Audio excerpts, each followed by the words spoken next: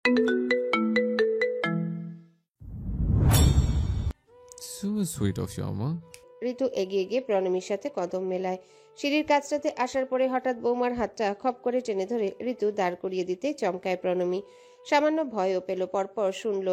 ঋতু ফিসফিস করে বলছে, শোনো, সবচেয়ে যে গানটা ভালো করো ওটা গাইবে, কেমন? মাঝপথে আবার থেমে যেও না যেন। আর গলাটা ফ্যাস ফ্যাসে লাগছে কেন তোমার? একটু চা খাবে নাকি? নিশ্চুপ প্রণমী শাশুড়ির কথা শুনছে। ঋতু এবার একা একা বিড়বিড় করে, সব কটা চুন্নি শুধু বাতিলা ছাড়ে। আমার বৌমা এই, আমার বৌমা সেই। হ্যাঁ, তোদের বউরাই তো সব উদ্ধার করেছে, তবে আমার বৌমা কি ফেল না? প্রণব, খুব সুন্দর করে গান গাইবে, কেমন? গান শুনে যেন মুখ বন্ধ হয়ে যায় সবার। সব কটা বড্ড বেশি চাপা মারে। প্রণমী এতক্ষণে ভীষণ অবাক তার শাশুড়ির বাচ্চা সুলভ আচরণে। পরপর উচ্চ শব্দে হেসে ওঠে মেয়েটা। চেপে ধরে ঋতুর হাত। হাসতে হাসতে শরীর ভেঙে পড়ার জোগাড়। হাসছো কেন? হাসির কি বললাম? দুপাশে মাথা ঝাঁকায় প্রণমী। হাসি থামে এবার বুক ভরে শ্বাস নিয়ে বলে, আমি খুব সুন্দর করে গান গাইবো মা। গান শুনে সবার মুখ বন্ধ হয়ে যাবে। চলুন, এত উত্তেজিত হবেন না। গান শুনে সত্যি সত্যি কথা বন্ধ হয়ে গিয়েছে সকলের। প্রণমীর মুখ হাসি হাসি। তার মনে সুপ্ত ইচ্ছা জেগেছে তার শাশুড়ির বিজয়ীর মুখটা দেখার। নিশ্চয়ই ভীষণ খুশি হয়েছে। তার শাশুড়ি অবচেতন মনে প্রণমীকে নিয়ে গর্ব করছে, এটা বুঝতে পেরে শান্তি পেয়েছে সে। না দেখুক দু চোখে, একজন 45 ঊর্ধ্ব ভদ্রমহিলার হাসি হাসি সরল তবে গর্বিত মুখটা প্রণমী নিজে নিজে দৃশ্যপটে এঁকে স্বস্তির শ্বাস ছাড়ে। ঋতুর মুখটা আসলেই জিতে যাওয়ার মতন হয়েছিল। বাকি ভাবিদের কোটর থেকে বেরিয়ে আসা চোখগুলো দেখে নাকের ডগায় চিকচিক করছে অহংকার। দুপাড়ার আন্টিরা একে একে কত প্রশংসা করছে প্রণমী। ঋতু এতক্ষণে মুখ খুলে বুক ফুলিয়ে আবারও বলে যেতে থাকে, অডিশনেও টিকতো জানেন, যদি যেতে দিতাম আমি দিলাম না। তবে চর্চা করুক, এসব তো আমরা পারি না বাবা। সে যখন পারে তখন গাক, শুধু সিঙ্গার না হলেই হলো। আমার আবার সিঙ্গার বৌমা পোষাবে না, ওটা বড্ড ভারী হয়ে যাবে। রাতের খাবারের পরে বাড়িটা ফাঁকা হলো। অতিথি আপ্যায়নের সময়টিতে প্রেরণা একবার নেমেছিল নিচে। নিজের হাতে বেড়ে খাইয়ে আবারও গিয়ে বিছানা নিয়েছে। আজ যেন শরীরে আলস্যতায় কাটছে না। ওদিকে বাকিরা পুনরায় বারান্দায় গিয়ে বসেছে। ইচ্ছে খুশিকে ওর নানা ভাই আর নানুমণির কোলে রেখে নিশ্চিন্ত ইসি লাফাতে লাফাতে সকলকে টেনে নিয়ে বসিয়েছে ট্রুথ অর ডেয়ার খেলবে তাই। প্রণমীকেও ছাড়েনি। বাকিদের মধ্যে বেশ উৎফুল্ল ভাব, অথচ বিষণ্ণ প্রণমী। বেশ জমজমাট হয়ে উঠেছে খেলার আসর। প্রথমেই মুইন নিয়েছে ডেয়ার। সুযোগটা লুফে নিয়ে ইসি মুইনকে টাচ দিল। শ্বশুর শাশুড়ির সামনে গিয়ে মুইনকে একটা জোকস বলে আসতে হবে। যদি না পারে তবে 5,000 টাকা জরিমানা দিতে হবে। কিছুটা বিপদে অবশ্য মুইন পড়ে গিয়েছিল। শ্বশুর শাশুড়িকে সে ভয় পায়। তাছাড়া তার পেশার একটা গাম্ভীর্যতা আছে। এভাবে হুট করে গিয়ে শ্বশুর শাশুড়িকে জোকস শুনিয়ে আসবে কিভাবে? সেহা ইনুর জোরাজোরিতে তবুও উঠল। তবে গিয়ে শ্বশুরের সামনে গিয়ে দাঁড়িয়ে মিনিট খানিক ফ্যাল করে তাকিয়ে রইল মুইন। সামিন খুশিকে কোলে নিয়ে দোলাতে দোলাতে অবাক চোখে দেখে জামাইকে, বলল, কিছু বলবে? দুপাশে ঘন ঘন মাথা নাড়ে মুইন। তারপর বেরিয়ে আসে কিছু না বলে সোজা চলে গেল সে। এইসব তার দ্বারা হবে না। এর চেয়ে 5,000 টাকা জরিমানা দিয়ে দেওয়া ভালো। উজ্জ্বল নিল ট্রুথ। শুরুতেই বলল, প্লিজ, কেউ আমার ইনকাম নিয়ে কিছু জানতে চাও না, এটা ব্যাড ম্যানার্স। হাসলো সবাই। তবে তাকে প্রশ্ন করলো ইনায়া। আচ্ছা, ইনকাম বলতে হবে না, বিবাহিত জীবনের সত্যি ফিডব্যাক দিন। একটা লম্বা শ্বাস ফেলে উজ্জ্বল মজার ছলে বলল, খুব বিপদে ফেলেছ, দিতেই হবে। শ্রেয়া পাশ থেকে বলে উঠল, হ্যাঁ, মন্দ হলেও দিতে হবে। রাগ করবে না তো? না। উজ্জ্বল বাঁকা হেসে বলল, এবছরটা কিছুই বুঝতে পারছি না, এই ফিডব্যাকটা 5 বছর পরে দেই। জি জি, বাচ্চা কাচ্চা সমেত গুছিয়ে একটা ফিডব্যাক দেবেন। জি। ইনুকে চোখ রাঙানি দিল সেহা। প্রণমী ব্যতীত বাকি সবাই হাসছে। ইরফান চোরা চোখে বারবার বউকেই দেখছিল। শেষমেশ একটা কাণ্ড করে বসলো প্রণমী। ইরফান যখন ট্রুথ নিল খেলার মাঝে সবার সামনে, প্রণমী বলে উঠল, ঋত্বিকে। বিষয়টা সকলের বোধগম্য হতে কিছুটা সময় নিল। অতঃপর পরিবেশ চুপচাপ। ঝড়ের আগে প্রকৃতি যখন শান্ত থাকে ঠিক তখনকার সময়ের মতো। ইরফান ঠান্ডা চোখে চেয়ে আছে। প্রণমী ওর কাছে প্রশ্নটা একবার করে ক্ষান্ত হয়। পরপর ডেকে উঠে প্রীতমকে গমগমে স্বরে বলে, ঋত্বিকে ভাইয়া, তোমার চেনার কথা তো। কানেকশন কি তোমাদের তিনজনের? পরিস্থিতি বিগড়ে যাওয়ার আগেই ইসি বলে উঠল, প্রণব, এখন আমরা খেলাটা কন্টিনিউ করি। আমি তো খেলছি। এই যে লোকটা ট্রুথ নিল, এখন প্রশ্নের জবাব দেবে না? ক্রমশ শক্ত হচ্ছে প্রণমীর বাচনভঙ্গি। তার তরুণী মন এত অহেতুক বিষয়টি নিয়ে এত ভার হচ্ছে কেন সে নিজেও বুঝতে পারছে না। সে শুধু অনুভব করছে রিপ্পি নামের একটা মেয়ের সাথে তার পুরুষটির হয়তো প্রণয়ের সম্পর্ক ছিল, হয়তো বেশ গভীর আবেগ ছিল, নয়তো বিয়ের এতদিন পর রিপ্পির খবর কেন তার বন্ধুরা তাকে কল করে জানাবে।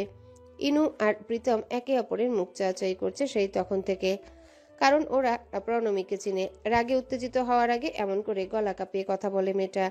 ইনায়া উঠল গিয়ে ননদের পাশে বসে বলে, চলো তুমি, তোমাকে বলছি। প্রীতম সাথে সাথে বলে উঠল, প্রণব, বিষয়টা এখনো আলোচনা করার মতো বিষয় না, তাই ইরফান বলছে না এখানে, ঘরে গিয়ে বলবে। বিষয়টা এখানে আলোচনা করলে কি হবে? এই লোকটার এক্স ছিল, সেটা এখানে বলতে কি সমস্যা? এক্স তো থাকতেই পারে। বিষয়টা এখানে বসে কেন বলতে চায় না উনি? নিশ্চয়ই ওনার মনে দোষ আছে, নয়তো ওনার পীড়িতের রিপ্পির বাচ্চা হয়েছে সেই খবর এখানে কেন রাখবেন উনি? কাঁদো কাঁদো ভঙ্গিতে ঘর কাঁপিয়ে চেঁচিয়ে উঠতেই প্রত্যেকের চোখ গোল্লা গোল্লা হয়ে গেল নিমিষে। একযোগে ঘুরে তাকালো ইরফানের দিকে। মুইন সাথে সাথে বলে উঠল, রিপ্পির বাচ্চার খোঁজ নিয়ে তুমি কি করো ইরফান? প্রীতম চাপা রাগ নিয়ে একই প্রশ্ন করে। ইরফান ভাবলেশীন ভাবে প্রণমীর দিকে তাকিয়ে জবাব দিল, রিপির খোঁজ নেই না আমি। হাদা নিক্সন কল করেছে আমার সংসারে আগুন লাগাতে, অতি ফাসিল। একটু থেমে ঘন প্রশ্বাস ফেলে ইরফান প্রণকে বলে ওঠে, রিপি এক্স নয় আমার, রিপিকে শুধুমাত্র পছন্দ করতাম। প্রণমী নিশ্চুপ হয়ে শুনল সে কথা। পরপর নির্লিপ্ত ভঙ্গিতে উঠে দাঁড়ায়। ওর পদক্ষেপ সম্পর্কে কেউ কোনো ধারণা করতে পারছিল না। মেয়েটা মুখটা শুকনো করে গটগট করে হাঁটা ধরতে উজ্জ্বল আপত্তি করে ওঠে, প্রণমী, শোনো, এটা তো মন খারাপ করার কোনো বিষয় নয়। ইরফানকে এক্সপ্লেইন করার সুযোগ দাও। প্রণমী থামল না এক সেকেন্ডের জন্য, বলল, জানি এটা মন খারাপের বিষয় নয়, একটু একা থাকবো আমি। Excuse me. প্রণমী চলে যাওয়ার পরেও ইরফান মিনিট দুয়েক বসে রইল চুপচাপ। ইসি এসে ওকে ঠেলে উঠালো। যা গিয়ে বোঝা, হাদারাম বসে আছে। ঘরে ঢুকে দরজা চাপিয়ে ঘুরতেই ইরফান দেখল প্রণমী বিছানার ওপাশ ফিরে শান্ত হয়ে শুয়ে আছে, গায়ে চাদর জড়িয়ে। ইরফান গিয়ে বিছানার একপাশে বসলো। দুজনের মধ্যে পিনপতন নীরবতা বিরাজ করে। বেশ খানিক সময় পরপর প্রণমী বলে উঠল, তাকে অনেক পছন্দ করতেন? অনেক না, ওই কিছুটা। আবারও হুট করে উঠে বসে প্রণমী, গলায় তেজ ঢেলে বলে, কিছুটা পছন্দ করলে ভাইয়ের সাথে মারামারি নিশ্চয়ই করতেন না? নিশ্চয়ই অনেক পছন্দ করতেন। জবাব দেয় না ইরফান, শুধু ফেল ফেল করে তাকিয়ে আছে তার বোকা বিরক্তি বতির মুখে।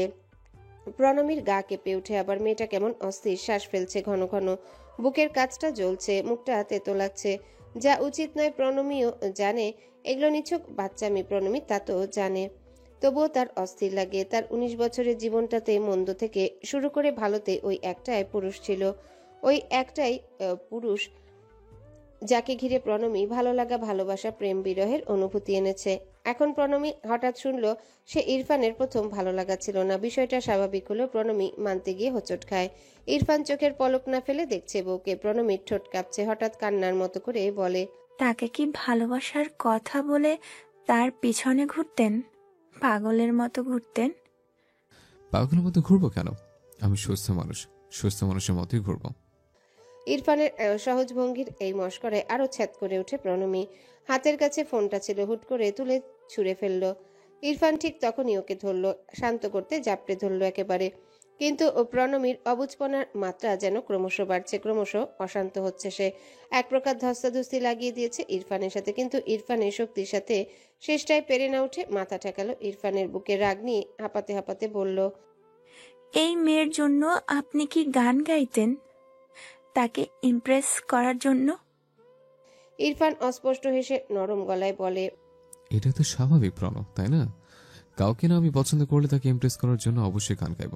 যেহেতু গাইতে জানি, ক্যাম্পাসের ফ্রেন্ডজনের আড্ডায় গাইতাম তাকে শুনিয়ে।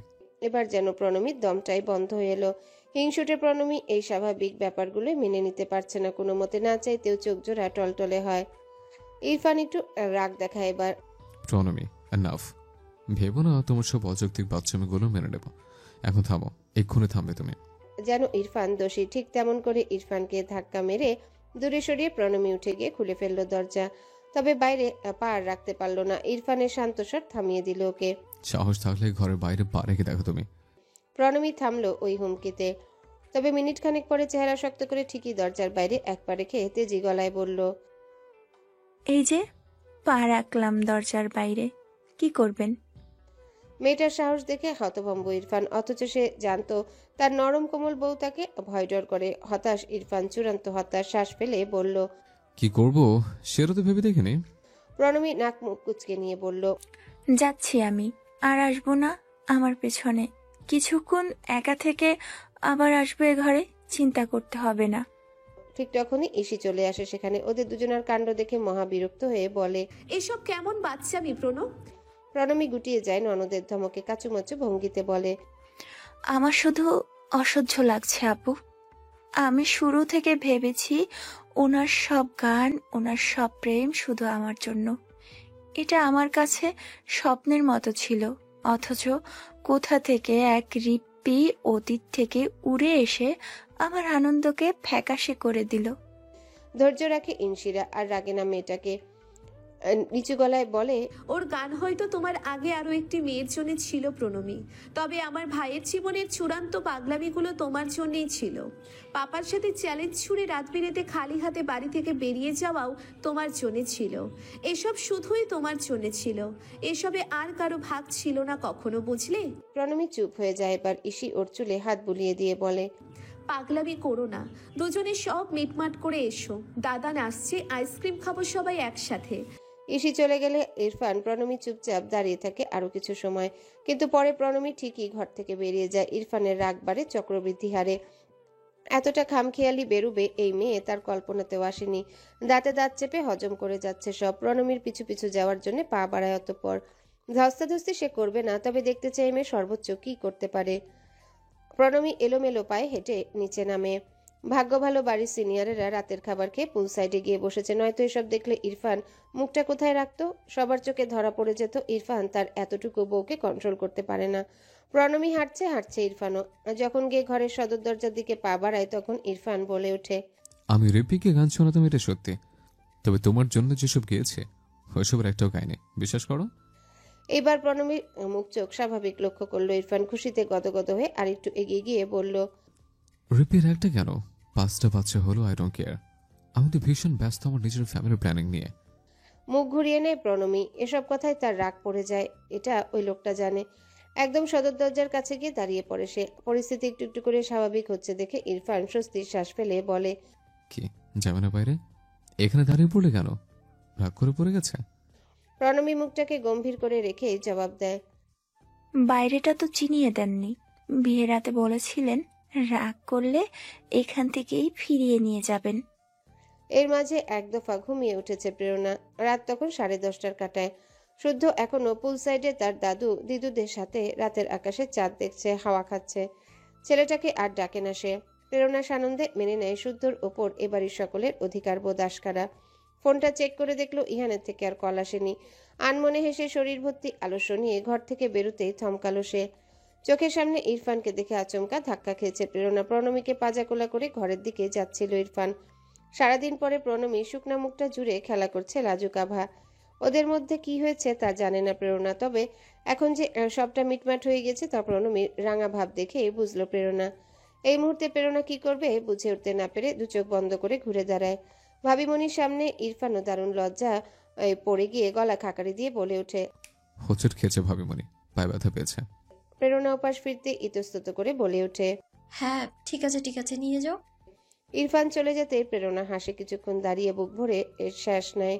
তার সেই ছোট্ট বোনটা কখনো কি প্রেরণা ভেবেছিল এভাবে তাকে আগলে রাখার মতো কাউকে পাবে প্রেরণা? ইহান এসেছে 11টা নাগাদ।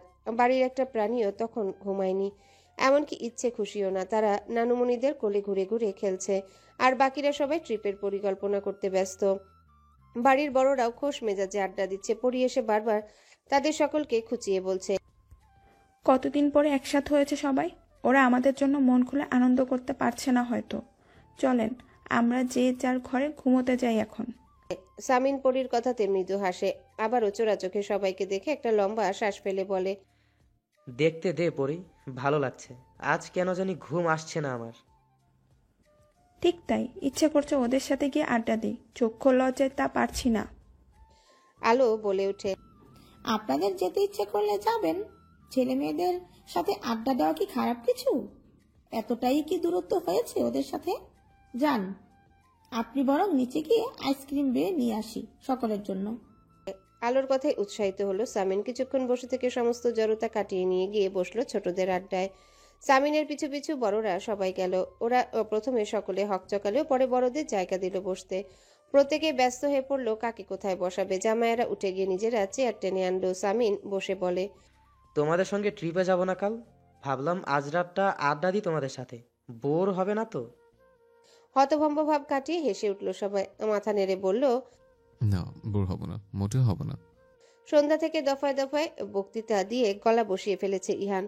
ক্লান্ত পায়ে ঘরে ঢুকতেই দেখলো প্রেরণা বিছানা গুছাচ্ছিল। বরাবরের মতো দুজন চোখাচোখি হতে দুজন দুজনকে অমায়িক হাসি উপহার দিল। এত ঘন্টার ক্লান্তিভাব যেমন করে ইহানের চোখ মুখ থেকে উধাও হলো, ঠিক তেমন করে প্রেরণার মুখটা উজ্জ্বল হলো। গত কয়েক ঘন্টা থেকে তাকে সুস্থ দেখা যাচ্ছে। ইহান তাই কিছু ঠাহর করতে পারল না। তখনও প্রেরণা এগিয়ে এসে ইহানের পাঞ্জাবির বোতাম খুলতে খুলতে বলে, আজ সম্ভবত আপনি এবছরের সবচেয়ে বড় ব্যস্ত দিন কাটিয়েছেন। ইহান কিছু পল চেয়ে থাকলো তার সমুদ্র নীলা নিখুঁত মুখটাতে। পরপর ঝুঁকে প্রেরণার কানে কানে কিছু একটা বলতে প্রেরণা দুহাতে ওকে দূরে ঠেলে দিয়ে মিছিমিছি রাগ দেখিয়ে বলে, এসব কথা আপনার সাথে যায় না। হতাশ, বড্ড হতাশ ইহান। গমগমে স্বরে বলে উঠে, কোনো কথাই যদি আমার সাথে না হয় তবে আমি এখন চুপ থাকি। প্রেরণা দুপাশে নাড়িয়ে অপরাধী গলায় বলে, আমি এইভাবে বলতে চাইনি। ইহান মুখ বিকৃত করে বলে, এক কাজ করি, বউয়ের সাথে এই ধরনের কথা আসলে হয় না।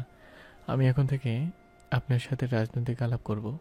আচ্ছা প্রেরণা, এবছরের দ্রব্যমূল্যের ঊর্ধ্বগতির ব্যাপারে সরকারের নির্লিপ্ততা নিয়ে আপনার মতামত কি? প্রেরণা কপাল কুঁচকে ফেলে। ইহান এগিয়ে গিয়ে ওকে এক হাতে চেপে ধরে ঘাড়ে নাক ঠেকিয়ে বলে, তারপর শুনুন, আজ নির্বাচন কমিশন সচিবালয় থেকে ঘোষণা এসেছে। আজ হয়েছে কি, এবার লোকটার মুখটা চেপে ধরে প্রেরণা বলে, চুপ করুন দোহাই, ভুল হয়েছে আমার। আপনার যা খুশি তাই বলুন, আমি আর নাক ছিটকাবো না। শুধু এসব পলিটিক্সের আলাপ করবেন না। ইহান প্রেরণাকে ছেড়ে দিয়ে হাসলো। বাইরে তখন হাসাহাসি চাপা গুঞ্জন। ইহান বাইরে মনোযোগ রেখে বলে, চলুন আইসক্রিম খাবেন, শুদ্ধ কই? একদম প্রেরণার হাতটা টেনে নিয়ে যায় ইহান। বাইরে গিয়ে শুদ্ধকে কোথাও না পেয়ে সবাইকে জিজ্ঞাসা করতে আলো বলে, 5 মিনিট আগে ঘরে ঢুকলো, ঘুম পেয়েছে হয়তো। ইহান গটগট করে হেঁটে ঢুকলো শুদ্ধর ঘরে। প্রায় ঘুমিয়ে পড়েছিল ছেলেটা। দুই হাতে ওকে আগলে নিয়ে বড্ড আদরে একটা চুমু খেয়ে ডাকে, বাবা আইসক্রিম খাবে? তোমার ফেভারিটটা এনেছি। এই বাবা ওঠো। শুদ্ধ তলিয়ে যাচ্ছে ঘুমে। আব্বুর ডাকে সাড়া দেয় না। প্রেরণা দরজায় দাঁড়িয়ে দৃশ্যটা দেখছে চুপচাপ। ঠিক তখন ইসি এসে বলে, দাদানো ঘুমাচ্ছে, ঘুমাক, তুমি এসো, সবাই অপেক্ষা করছি একসাথে খাবে তাই। ঘুমন্ত শুদ্ধকে আবারও আলতো করে শুইয়ে রেখে ইহান বলে, আসছি, তুই যা। প্রেরণা চুপচাপ দৃশ্যটা দেখতে দেখতেই হঠাৎ আবার মাথা ঘুরিয়ে ওঠে ওর, এবং আবার ছুটে গিয়ে বমি করে এক দফা। ইহান সামলে নেয় ওকে। ভীষণ চিন্তিত, উদ্বিগ্ন, অস্থির ভঙ্গিতে দুগালে হাত রেখে বলে, এসব হচ্ছে কেন প্রেরণা? কণ্ঠে এক ধরনের চাপা উত্তেজনা কাজ করছে ইহানের। ওর অবচেতন মন উত্তরটা জানে। এতটা বুদ্ধিহীন তো সে নয়। তবুও প্রেরণার মুখ থেকে জীবনের এই বিরাট প্রাপ্তির সুখবরটা শুনতে চাইছে পুরুষালী মনটা। প্রেরণা নেতিয়েছিল ইহানের বুকে। ইহানের প্রশ্নে হাসলো দুর্বলের মতন। বাইরের ঘরে সবাই তখন উচ্চ শব্দে হাসাহাসি করছে। তার আলোচনার কেন্দ্রবিন্দু এখন জামাইরা, যে যার কর্মজীবনে গল্প বলছে। খানিক বাদে আবারও শুনতে পেল প্রণমী গান ধরেছে সবার কথাতে। এত চমৎকার একটা পারিবারিক কোলাহলের মাঝে প্রেরণা শ্বাস ফেলল। মুখটাকে ইহানের কানের কাছে নিয়ে নিচু তবে দৃঢ় স্বরে বলে উঠল, এই ইহান, আপনি দ্বিতীয়বারের মতো বাবা হতে চলেছেন। ইহানের কান ঠান্ডা হলো। তার শক্তপুক্ত শরীরটা টের পেল। তার পা থেকে মাথা ছড়িয়ে পড়েছে দুর্দমনীয় প্রশান্তি। ইহান তাকিয়ে রইল ফ্যালফ্যাল করে। প্রেরণা পূর্ণায় ক্লান্তিমাখা হাসি হেসে দুই হাতে লোকটার শক্ত শরীরটাকে জড়িয়ে ধরে আকুল হয়ে বলল, অভিনন্দন, আপনাকে অনেক অনেক অভিনন্দন ইহান তাজওয়ার মির্জা।